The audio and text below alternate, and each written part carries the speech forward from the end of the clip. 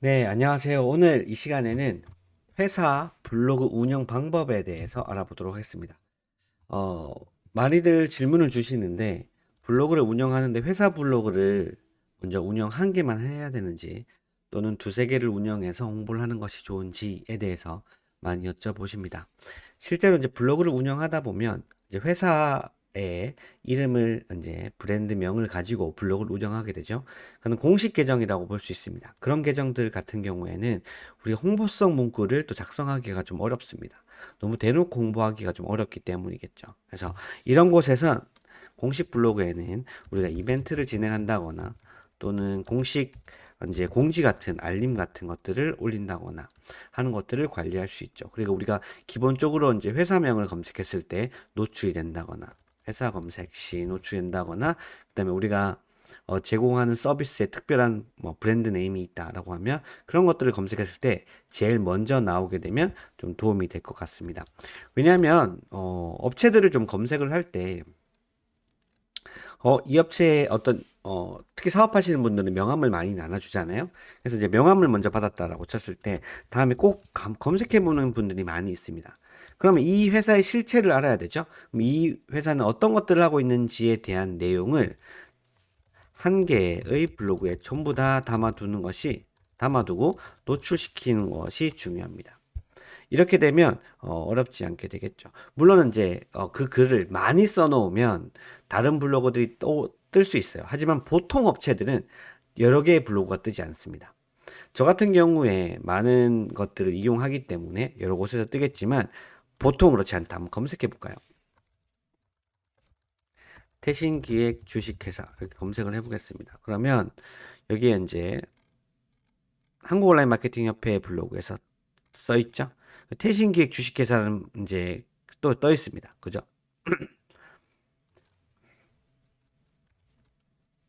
그 다음에 여기 한국 온라인 마케팅 협회라는 곳에 또 떠 있고 스푼 맛방이라는 곳에 또 떠 있네요.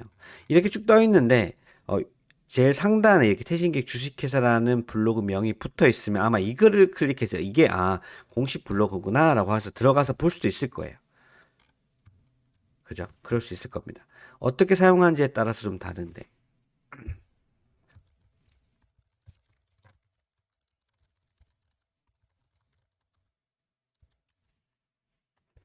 카페가 있고 블로그가 있는지 모르겠네요. 카페 글이 있네요. 제가 일부러 글을 써놓은 건 아니어서 안 뜰 수도 있을 것 같습니다. 키워드가 기억나지 않지만 어쨌든 공식 블로그라고 하는 것은 이런 것들이 될 수 있겠죠. 어, 검색해 볼까요? 제일 많이 하는 곳들을 검색해야 되나?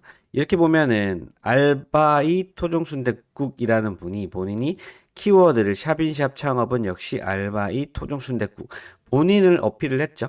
그죠? 메인으로 판매하고 있는 것들을 이렇게 걸어 놓을 수도 있고요. 그리고 본인 이제 알바이 토종 순댓국이라고 검색하면 아마 뜰 겁니다. 알바이 토종 순댓국 보도록 하죠. 그죠? 바로 제일 먼저 떴죠. 왜냐? 본인의 브랜드명이 들어갔기 때문에 이걸 쓰는 사람들은 없다라고 보시면 됩니다. 이 제목을 쓰는 사람들은 본인밖에 없어요. 그래서 명함에 나온 것들이나 여러분들의 브랜드명을 검색할 때 소비자들이 거의 다 아마 인기가 있지 않으면 처음에는 본인만 작성해 놓는 것이 거의 대다수겠죠. 우리가 이제 그리고 SNS에다가 홍보를 하죠. 블로그에도 홍보를 하고 그러면 브랜드의 최종 도달지를 선택해서 들어오는 경우가 많습니다. 창업 쪽을 한다라고 하면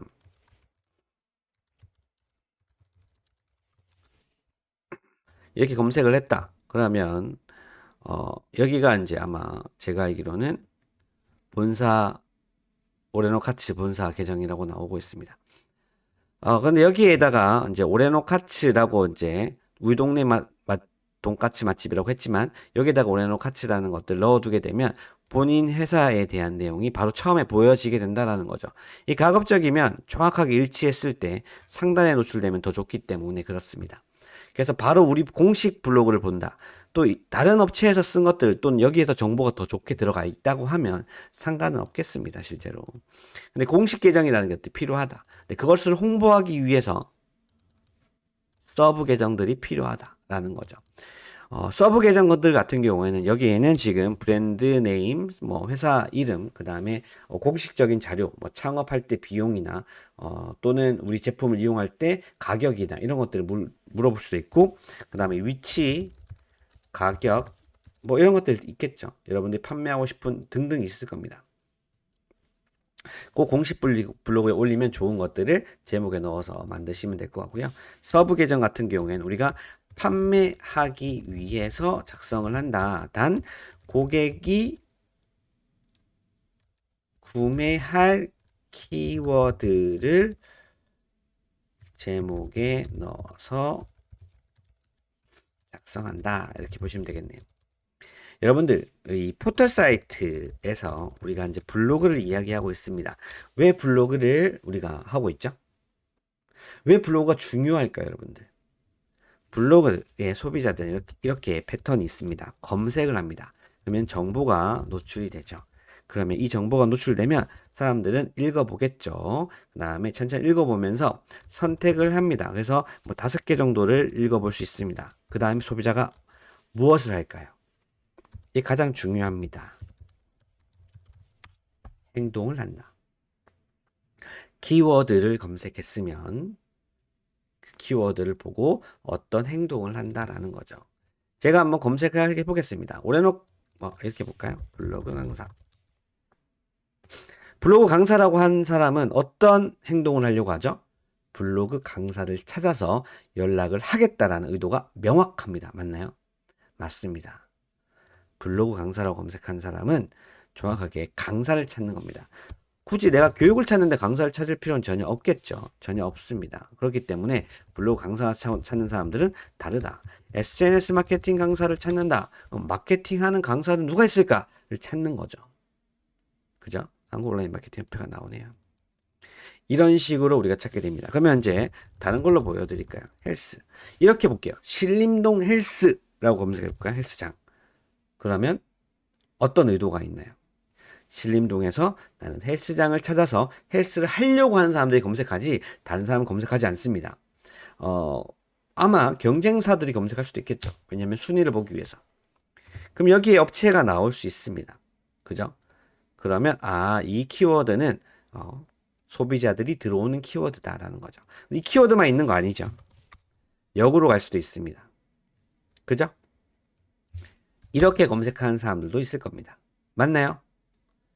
그 다음에 신림동이라고 했는데 헬스장 말고 헬스라고 검색하는 사람도 있을 겁니다. 맞죠? 우연하게 이 업체는 블로그가 3개가 나오네요. 공식 블로그 이외에도 나오고 있습니다. 아까 뭘 했죠? 역 했나요? 이렇게 하면 또 그죠? 그리고 우리가 아까 나와 있는 브랜드 업체명은 따로 검색을 했을 때 또 정보가 노출되면 됩니다. 이런 키워드들은 소비자가 검색했을 때, 다시 말해서 소비자가 검색하고 정보가 노출되면 읽어보고 나서 행동을 하는 키워드죠. 이 행동 키워드를 전부 다 알고 있으면 됩니다. 우리가 판매하려고 하는 그 행동 키워드를 가지고 운영하시면 되겠고요. 그러면 우리가 공식 계정을 보통 1개를 가지고 있죠.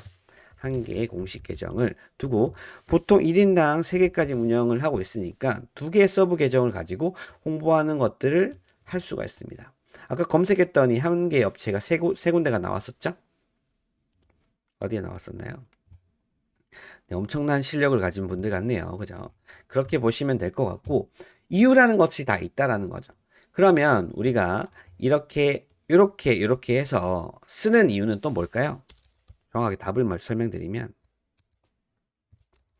1개의 블로그로 1개의 키워드에 몇 번이 노출될 수 있을까요? 단 1회밖에 노출이 안 됩니다.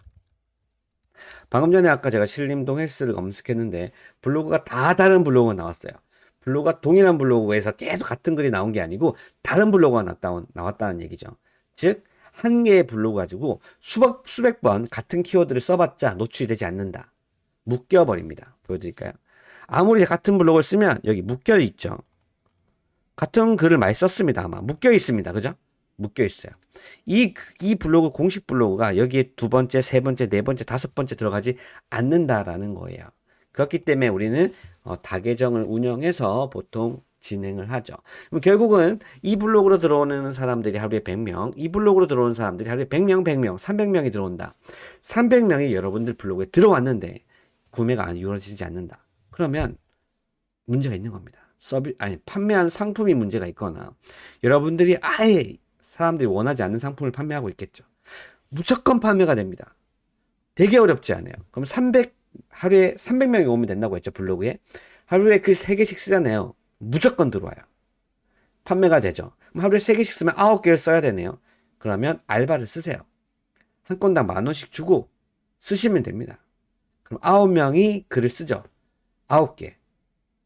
아니면 어쨌든 뭐 여러분들이 쓰셔도 돼요. 주말 동안 몰아서 써도 되고요. 뭐 친구들하고 써도 되고. 근데 사업이 움직여진다니까요. 비즈니스가 됩니다. 그래서 운영하는 방법을 봤을 때 이렇게 이 정도로 운영하면 되겠다. 블로그 일단은 막막하죠. 그죠? 쓰는 방법을 모르겠잖아요. 제가 상위 노출하는 것들 만들어 놨습니다. 여러분들 글 보시면 되고요. 제가 연결해 둘 수 있으면 이 강의 끝나고 연결해 두도록 하겠습니다. 그리고 여러분들이 또 해야 되는 게 우리가 이제 글을 어느 정도 제가 300명이 올 정도가 되면 각 블로그에 3, 40개씩은 써야 되는데 100개 정도를 써야 되잖아요. 100개 쓸 수 있나요? 못 쓸 것 같죠? 100개 쓰라고 하니까 난 포기하겠다. 아쉽습니다, 여러분. 100개를 쓰는 사람들이 100명 중에 한 명도 없어요. 꼭 생각해 보세요. 그러면 무슨 말이죠? 쓰면은 무조건 된다라는 얘기죠. 또 하나 더 말씀드릴게요. 100개를 쓰는 사람도 없는데 100개를 쓰고 나잖아요. 하루에 두세 개씩만 써도 계속해서 유지가 됩니다. 그쵸? 단기간에 이 키워드를 발행해서 다양한 단어들에다가 다양한 키워드로 100개를 쓰죠. 다 들어오는 사람이 다른 거예요. 다 들어오는 사람이 다릅니다. 아까 키워드 봤죠? 신림동 헬스, 신림동 헬스장, 신림동 헬스, 신림역 헬스, 신림 헬스, 신림동 헬스장, 신림역 헬스장, 신림 헬스장 이런 식으로 신림 PT, 신림동 PT, 신림 PT, 신림역 PT, 신림동 PT. 근데 PT를 영어로 쓸 수 있고 한글로 쓸 수 있습니다. 이러면 10개, 20개가 되죠. 그 지역에 사거리 이름이 있을 수 있고 그 주변에 공원이 있을 수 있습니다. 그 옆에 병원이 있으면 병원 옆에 키워드를 넣을 수도 있죠. 사람들이 검색하는 단어 옆에 전부 다 우리 지역의 일을 포괄해서 놓는다고 하면 충분히 사람을 끌어당길 수 있다. 그리고 200개, 200개를 써놓으면 사람들이 들어옵니다. 저도 블로그를 매일마다 못 쓰거든요. 여러분들 아침에 촬영하고 있습니다. 지금 곧 출근을 해가지고 미팅을 하고 바로 미팅을 나갈 거예요. 그리고 다양한 업무 보고 다시 또 미팅이 있고 저녁 때 들어와서 또 강의가 있어요. 저 언제 블로그를 쓰나요? 못 씁니다. 지금까지 써놓았던 것들이 있죠. 그러면 아까 블로그 이렇게 키워드 넣었을 때 떴는데 이 글은 2023년 2월 2일 날 한 건 썼습니다. 그런데 아직까지 2달 동안 제 대신에 영업을 하고 일을 하는 친구예요. 블로그 한 개가, 블로그 하나가 어떤가요? 전국에서 블로그 강사를 검색하면 제가 무조건 제일 먼저 나옵니다. 어떤가요? 이 한 개의 블로그로 저는 놀 수 있습니다.